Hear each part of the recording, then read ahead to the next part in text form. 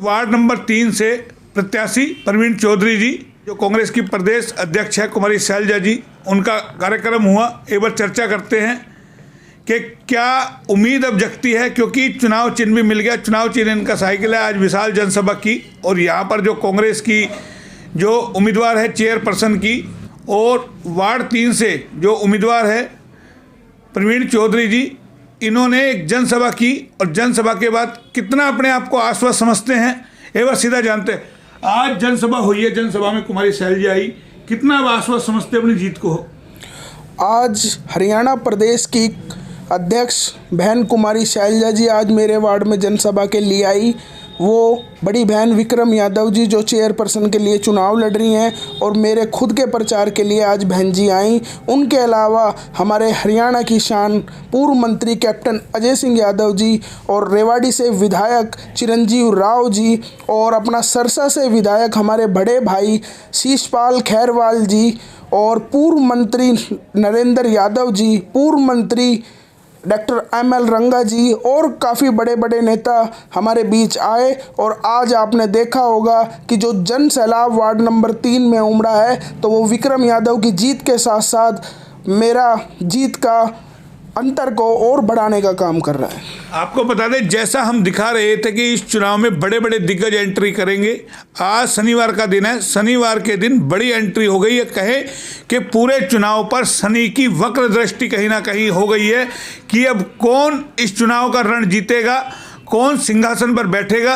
क्योंकि आपको हमने बताया था लगातार कि इस बार बीजेपी पार्षद के चुनाव भी सिंबल पर लड़ रही है, कांग्रेस पार्टी सिर्फ चेयरमैन का चुनाव सिंबल पर लड़ रही है। हालांकि जो समर्थित है कांग्रेसी, उनका समर्थन कांग्रेस कर रही है, जो बाद में देखा जाएगा कि कौन कौन लोग हैं। लेकिन जो कांग्रेस से समर्थित है, उनके सपोर्ट में सीधा सीधा कांग्रेस खड़ी है। तो ये आज वार्ड में जो 3 कार्यक्रम हुए थे, 3 नंबर वार्ड में, ये उसी का एक बानगी थी कि यहाँ पार्षद को साथ लेकर के चला जाए, जो कि कांग्रेस समर्थित है प्रवीण चौधरी जी। रणभेरी कितनी तेजी से बजी है, ये हम आपको लगातार अपडेट आपको दे रहे हैं। प्रवीण जी, अब क्या समझते हैं, अब क्या मुद्दे लेकर के अब आप जा रहे हैं, जिस तरीके की आज कुमारी शैलजा जी ने बीजेपी पे आरोप लगाए किसान आंदोलन को लेकर के? ऐसा है, आज देश में किसान इतना परेशान है कि उन्हें धरने पर बैठना पड़ता है। तो जो की बात हमारे बड़े शीर्ष नेतृत्व ने कहा है कि अगर किसान अगर कमल का फूल उगाना जानता है तो वो काटना भी जानता है। अगर हम जो अन्नदाता किसान कोई अगर संतुष्ट नहीं कर सकते, तो इस देश में कोई आम आदमी सुखी नहीं रह सकता। लेकिन अब जिस तरीके का चेयरमैन और पार्षद का चुनाव हो रहा है, काफ़ी सारे लोगों के दिमाग में संशय है कि आखिर चेयरमैन की पावर क्या क्या होगी। अब तक जो चेयरमैन बनते थे वो पार्षद के भरोसे बनते थे। इस बार चेयरमैन सीधे तौर पे लगता है, अगर कहीं सीधे तौर पे कोई मनमानी हुई तो उसका कौन कैसे, क्या आपने उसका आकलन किया, क्या क्या शक्तियां होंगी? देखो, पहले जब चेयरमैन बनते थे तो वो बड़े बड़े नेताओं की कठपुतली जो उनके खास होते थे, तो उन्हें चेयरमैन बनाया जाता था। आज जो चेयरमैन बन रहे हैं वो जनता की सीधी वोट से चुने जा रहे हैं। उसके पास अगर कोई चेयरमैन बन गया तो वो पूरे 5 साल चेयरमैन रहेगा। पहले चेयरमैन के ऊपर दबाव होता था, कभी उसको गिरा ना दें या कभी उसको हटा ना दें, पर अब जो चेयरमैन बनेगा पूरे 5 साल चेयरमैन बनेगा, और उनके पास फुल फ्लैश पावर होएगी, और वो नगर परिषद के अंडर बैठ के रेवाड़ी का विकास करेगा। अब वार्ड 3 के लोगों से क्या अपील करते हैं कि आपको वोट दे, क्यों दे? क्योंकि लगातार आपकी माँ 3 बार यहाँ से रही है और बीच में गैप पड़ गया, तो आपको लगता है कि अब एक बार जनता दोबारा आपको वोट दे, तो अब क्यों दे?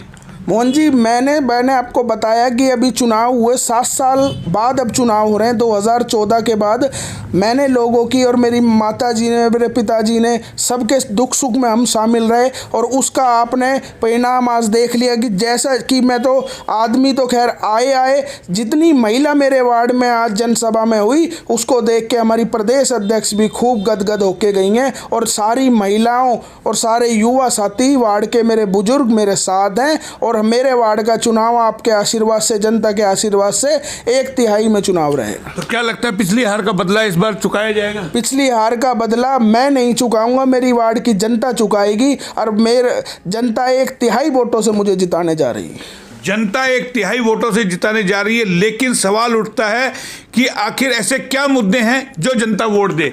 मुद्दे ऐसे क्या है जो आपको जनता वोट दे? मुद्दे, जनता को मेरे ऊपर भरोसा है कि मैं उनके काम पार्षद बनने के बाद कार्य को पूरा कर सकता हूं ना। मैं अभी पीछे पार्षद नहीं था, पहला चुनाव में लड़ रहा हूं और मैंने उनकी जो सेवा करी है, उनको पूर्ण विश्वास है कि मैं अगर पार्षद बनूंगा तो उनकी जो समस्या है, आज वार्ड का जो हाल है, जल भराव का, जो सड़क अभी 2-2 महीने पहले बनाई हुई, उनकी रोड ही निकली हुई है, नलों का पानी, सड़क पे से बहाव हो रहा है, किसी के कार्ड नहीं बन रहे, कोई पीले कार्ड की सर्वे नहीं हो रही, किसी की पेंशन नहीं आ रही, किसी के वोटिंग कार्ड नहीं बन रहे। तो ये सब समस्या दूर करने का जो कार्य बनता है वो पार्षद का बनता है, तो वो कार्य मैं उनका पूरा करूं, सारे करूं। तो देखिए, तमाम दावे किए जा रहे हैं कि जो भी पार्षद के कार्य वो पूरे करेंगे। लगातार हम आपको प्रवीण जी से अपडेट देते रहेंगे, क्योंकि अब चुनाव की तारीख नज़दीक आ रही है और नज़दीक आते आते आपको बता दूं, रणभेरी तेज होती जा रही है। बड़े बड़े नेताओं की जो एंट्री हुई है, उसके बाद चुनाव और भी रोचक होता जा रहा है, चाहे पार्षद का हो, जो चेयरमैन का हो, क्योंकि सबसे बड़ी चुनौती है कि किसी भी तरीके से इस सीट को जीत करके अपनी झोली में डाला जाए। लगातार हम आपको इस तरीके का अपडेट देते रहेंगे। कैमरा पर्सन कोमल के साथ मोहनलाल, HR न्यूज़, रेवाड़ी।